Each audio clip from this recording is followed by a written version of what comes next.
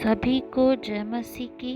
आज मैं आपके सामने उत्पत्ति 8 जो हमने पहले अध्याय पढ़ा था उसका क्या अर्थ है, क्या मीनिंग है, वो हम आज समझेंगे।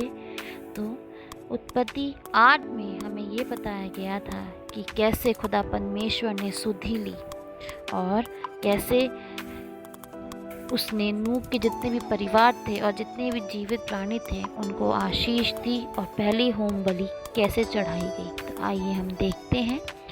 तो इसमें मूलतः बातें क्या हैं कि सबसे पहले खुदा परमेश्वर ने सुधि ली, उसके बाद नूह के द्वारा एक वेदी बनाई गई और उस वेदी पे खुदा को खुश करने के लिए एक होम बलि चढ़ाई गई। फिर प्रभु ने अपने मन में कहा, मैं मनुष्य के कारण फिर कभी भूमि को शाप नहीं दूंगा, क्योंकि मनुष्य का मन की नियत जीवन से ही बुरी है। ना ही मैं फिर कभी सब प्राणियों को मारूंगा जैसे मैंने किया। तो खुदा दुनिया में जल प्रलय लाके पछताया। उसने वायदा किया कि वो फिर से कभी ऐसा नहीं करेगा, क्योंकि मनुष्य जब से पैदा होता है उसके पैदा होते ही उसके मन में बुरी बातें की जाती हैं। तो ये सब खुदा ने हम सबसे वायदा किया है। तो हमें अब जो वायदा उसने निभाया है खुदा, और तब तक ये वादा नहीं टलेगा जब तक खुदा का दूसरा आगमन नहीं होता। तो हमें खुदा के वचनों पे चलना है और खुदा की बातों पे चलना है। दूसरा हम देखते हैं खुदा ने हमसे और क्या वायदा किया है। भजन संहिता 73 उसकी 20 वर्स में हम देखते हैं इसमें क्या लिखा है।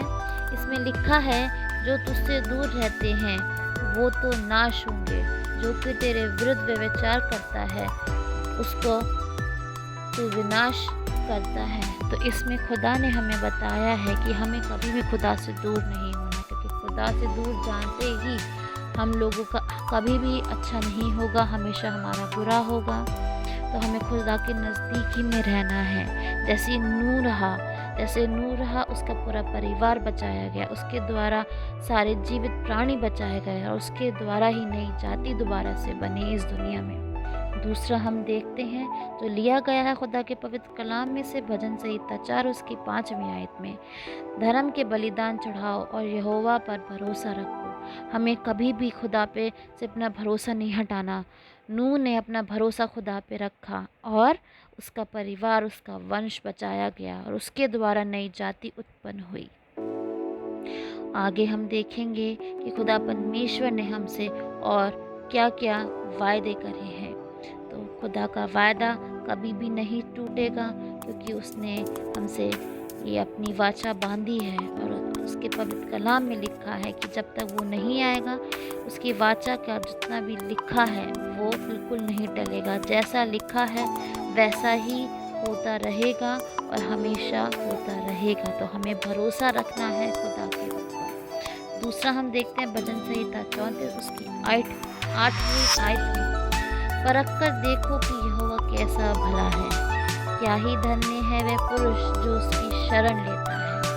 तो जितनों ने प्रभु यीशु मसीह को अपनाया है उनका हमेशा धन्य हुआ है, उनका कभी भी बुरा नहीं हुआ है। हमारे पवित्र कलाम में, खुदा के पवित्र कलाम में ऐसे कितने ही परमेश्वर की हम लोग देखते हैं कि परमेश्वर ने कितनी भलाई करी। अंधों को आंखें दी, कोड़ों को चंगा किया, जो चल नहीं सकते थे उनको चलना सिखाया, जो बोल नहीं सकता था उसे बोलना सिखाया। तो हमें खुदा को धन्य करना है। दूसरा देखते हैं हम नीति वचन 10 उसकी 7 और 22वीं आयत। धर्मी को स्मरण करके लोग आशीर्वाद देते हैं, परंतु दुष्टों का नाम मिट जाता है।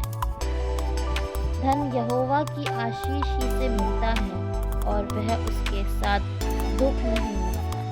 तो इसमें हमने देखा कि हमेशा जब भी कभी हम खुदा के नज़दीकी में रहेंगे और उसकी नज़र में हम खड़े होंगे तो हमेशा हम लोगों का नाम ऊंचे पे किया जाएगा, हम लोगों को बहुत इज्जत। तो हमें कभी भी अपने खुदा का साथ नहीं छोड़ना है और बुराई से हमेशा हमको दूर रहना है, क्योंकि अगर हम बुराई के नज़दीकी आएंगे तो हमें परमेश्वर के घर में कभी जगह नहीं मिलेगी। और हमें आने वाले समय में जब खुदा का आगमन नज़दीक है तो हमें अपने आप को खुदा की नज़र में धर्मी करना है।